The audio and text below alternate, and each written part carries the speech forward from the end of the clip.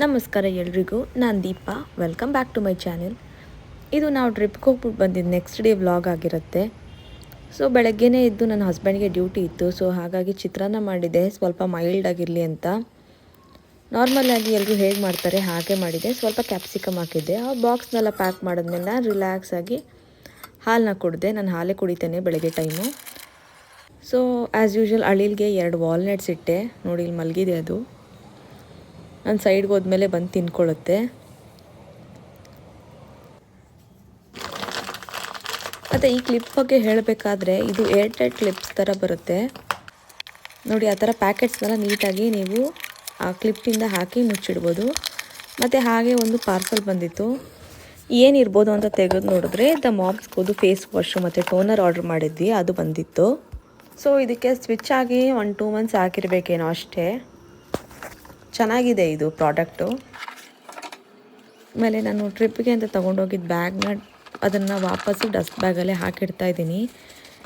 Almost ಬ್ಯಾಗ್ಸ್ಗೆ dust ಬ್ಯಾಗ್ಸ್ನ ಕೊಡ್ತಾರೆ, ಅದರಲ್ಲೇ ಹಾಕಿಡಬೇಕು, ಇಲ್ಲಾಂದರೆ ಲೆದರ್ ಹಾಳಾಗಿಬಿಡುತ್ತೆ. ಸೊ ಇದೆಲ್ಲ ಆದಮೇಲೆ ಪ್ಯಾಷನ್ ಫ್ರೂಟ್ಸ್ ಇತ್ತು ಮನೇಲಿ. ಸೊ ಅದನ್ನು ಜ್ಯೂಸ್ ಮಾಡಿಕೊಂಡು ಕುಡಿತಾ ಇದ್ದೀನಿ. ನಾರ್ಮಲಾಗಿ ಪಲ್ಪ್ನೆಲ್ಲ ತೊಗೊಂಡು ಜಾರ್ಗೆ ಹಾಕ್ಕೊಂಡು ನಾನಿಲ್ಲಿ ಜಾಗ್ರಿ ಪೌಡ್ರನ್ನ ಹಾಕ್ಕೋತಾ ಇದ್ದೀನಿ 3 ಸ್ಪೂನು.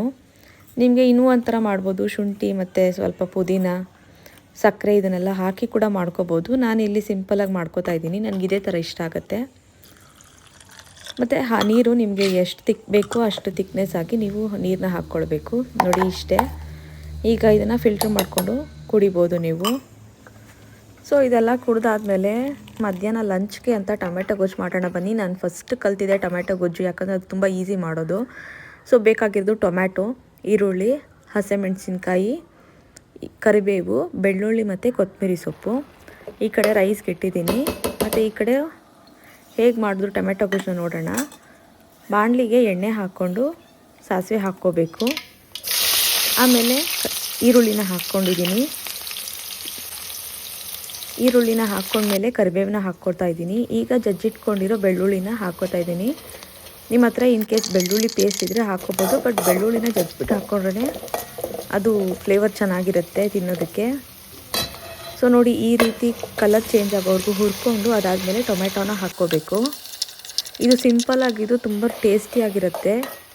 ದೋಸೆಗೆಲ್ಲ ತುಂಬ ಚೆನ್ನಾಗಿರುತ್ತೆ ಇದು. ನೋಡಿ ಈ ಥರ ಟೊಮೆಟೊ ಸಾಫ್ಟ್ ಆದಮೇಲೆ ಉಪ್ಪು, ಕಲ್ಲುಪ್ಪನ್ನ ಯೂಸ್ ಮಾಡಬೇಕು. ಟರ್ಮರಿಕ್ ಪೌಡರು ಮತ್ತು ಸಾಂಬಾರು ಪುಡಿನ ಹಾಕ್ಕೊಂಡಿದ್ದೀನಿ. ಹಾಕ್ಕೊಂಡು ಮಿಕ್ಸ್ ಮಾಡಿಬಿಟ್ಟು ನಿಮಗೆ ಬೇಕಿದ್ದರೆ ನೀರು ಹಾಕ್ಕೊಳ್ಳಿ, ಇಲ್ಲಾಂದರೆ ಏನೂ ಬೇಡ. ಗೊಜ್ಜು ಥರ ಬೇಕು ಅಂದರೆ ನೀರೇನು ಬೇಕಾಗಲ್ಲ. ಇದು ಪ್ಲೇಟ್ ಮುಚ್ಚಿದ ಮೇಲೆ ಸ್ವಲ್ಪ ನೀರು ಬಿಟ್ಕೊಳ್ಳುತ್ತೆ. ಸೊ ನಾನಿಲ್ಲಿ ಒಂದು ಸ್ವಲ್ಪ ನೀರು ಹಾಕ್ಕೊಂಡಿದ್ದೀನಿ. ಒಂದು 5 ನಿಮಿಷ ಇದನ್ನು ಹೀಗೆ ಬೇಯೋದಕ್ಕೆ ಬಿಟ್ಬಿಡಬೇಕು. ಲಾಸ್ಟಲ್ಲಿ ಕೊತ್ತಂಬರಿ ಸೊಪ್ಪನ್ನ ಉದುರಿಸ್ಬಿಟ್ಟು ಇನ್ನೂ ಒಂದು 2 ನಿಮಿಷ ಕುದಿಸ್ಕೊಂಡ್ಬಿಟ್ರೆ ಟೊಮೆಟೊ ಗೊಜ್ಜು ರೆಡಿ ಆಗುತ್ತೆ. ತುಂಬ ಟೇಸ್ಟಿಯಾಗಿರುತ್ತೆ. ಎಷ್ಟು ಸಿಂಪಲ್ ಆಗಿರುತ್ತೋ ಅಷ್ಟೇ ಟೇಸ್ಟಿಯಾಗೂ ಕೂಡ ಇದೆ. ಇದು ಇನ್ಸ್ಟೆಂಟಾಗಿ ಆಗಿಬಿಡುತ್ತೆ. ಸೊ ಈವ್ನಿಂಗ್ ಆಗಿತ್ತು. ಈವ್ನಿಂಗ್ ಮೇಲೆ ಬಟ್ಟೆ ಇತ್ತು, ಬಟ್ಟೆ ತಗೊಬರೋಣ ಅಂತ ಹೋದೆ. ನೋಡಿ ಎಷ್ಟು ಚೆನ್ನಾಗಿ ಸನ್ಸೆಟ್ ಆಗ್ತಾಯಿದೆ ಅಂತ.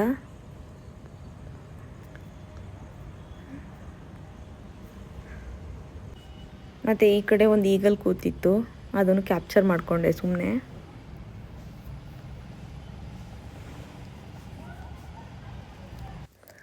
ಸೊ ಅಲ್ಲಿಂದ ಬಂದು ಬಟ್ಟೆಗಳನ್ನೆಲ್ಲ ನೀಟಾಗಿ ಮಡಚಿಟ್ಟಿದ್ದಾಯಿತು. ಟ್ರಿಪ್ಪಿಗೆ ಹೋಗಿದ್ದ ಬಟ್ಟೆ ಇದ್ದಿದ್ದು ಜಾಸ್ತಿನೇ ಇತ್ತು ಸ್ವಲ್ಪ. ಅದಾದಮೇಲೆ ಬೆಡ್ ಸ್ಪ್ರೆಡ್ನ ಚೇಂಜ್ ಮಾಡೋಣ ಅಂದ್ಕೊಂಡೆ. 3 ಡೇಸ್ ಆಯ್ತಲ್ಲ ಮನೇಲಿದ್ದು. ಸೊ ಅದಕ್ಕೆ ಚೇಂಜ್ ಮಾಡ್ತಾಯಿದ್ದೀನಿ. ನಾನಿಲ್ಲಿ ಎಲಾಸ್ಟಿಕ್ದು ಯೂಸ್ ಮಾಡ್ತಾಯಿದ್ದೀನಿ ಬೆಡ್ ಸ್ಪ್ರೆಡ್ಡು, ವೇಕ್ಫಿಟ್ ಬ್ರ್ಯಾಂಡ್ದು.